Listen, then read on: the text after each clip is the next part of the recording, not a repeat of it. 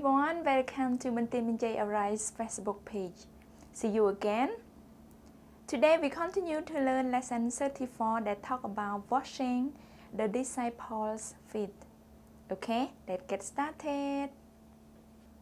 Make the bed. Make the bed. I taught my sister to make the bed by herself. I taught my sister to make the bed by herself. Make the bed. Cut the grass.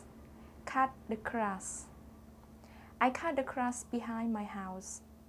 I cut the grass behind my house. Cut the grass. Busy. Busy.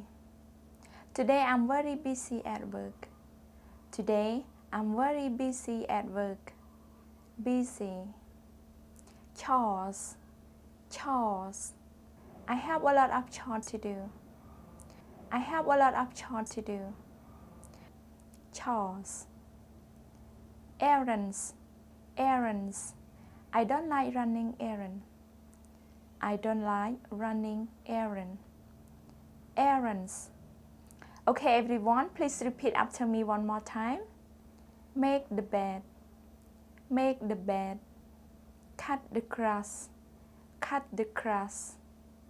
Busy. Busy. Chores. Chores.